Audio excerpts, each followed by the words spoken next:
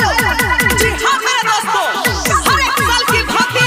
इस साल भी नवयुवक मां सरस्वती पूजा समिति आप सबों का हार्दिक अभिनंदन करती है और साथी रहेगी दोनों नवयुवक और बोले सरस्वती की माई के कृपा से पास हम भेलियो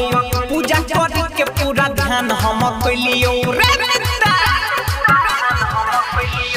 माई के कृपा से पास हम भेलियो पूजा करी के पूरा ध्यान हम कइलियो सुन रे यार सब बात हमरा मान रे सुन रे यार सब बात हमरा मान रे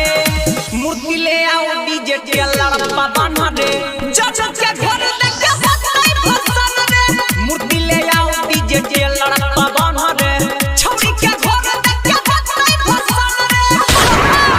नवयुवक टीम मां सरस्वती पूजा समिति का जितने भी हैं लड़के को एक अप्लाउज करने दे लड़कियों को एक अप्लाउज करने दे और उन्होंने कमाल भी करा जोर से बोला सरस्वती मैया की सब कोई नच कोई करे न झगड़ा माई भाषणों में बजा गाना तगड़ा सब कोई नच कोई करे न झगड़ा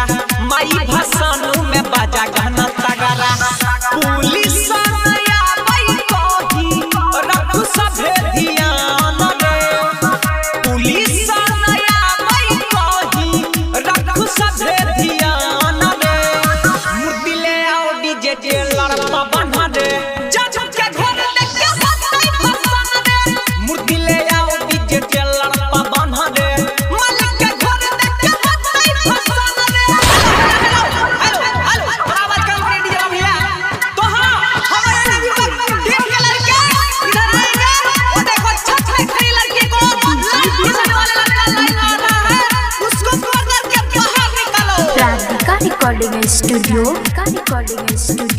सहरसा माथे पर सबके लगाओ या बीड़ा रे बट पर शादी कोई जाए न भीड़ रे माथे पर सबके लगाओ या बीड़ा रे बट पर शादी कोई जाए न भीड़ रे बेचना धीरे जवा सूजित पीरी सहे नया रे बेचना धीरे जवा सूजित